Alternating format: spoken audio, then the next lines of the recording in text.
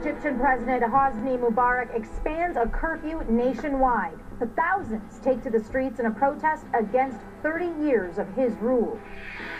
We will be reviewing our assistance posture based on events now and in the coming days. The U.S. says Egyptians have legitimate grievances that should be addressed immediately. And as the fires burn in Cairo, Ottawa says Canadians traveling to Egypt should exercise extreme caution and avoid all large gatherings.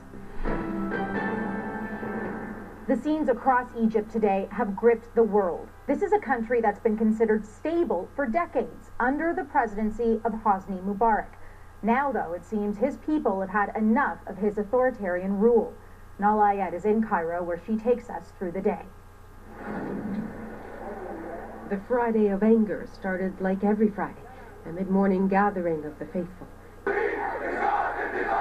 Then, wave after wave of anger rolled out across the country. Their defiance is unprecedented. Bold confrontations spoke loudly for people who'd had enough. That defiance came in groups, big and small, taunting riot police with rocks and slogans, all along calling for President Hosni Mubarak to step down. There were also individual, fearless acts of showing total disregard for authority.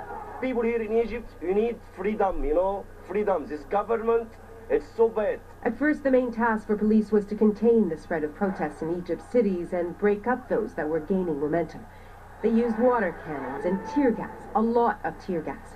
As the day wore on, though, they'd have to resort to more. The authorities are obviously taking this very, very seriously. There are thousands of riot police on streets all over this city. But the protesters say that their anger is no longer containable. They say, actually, that this is just a start.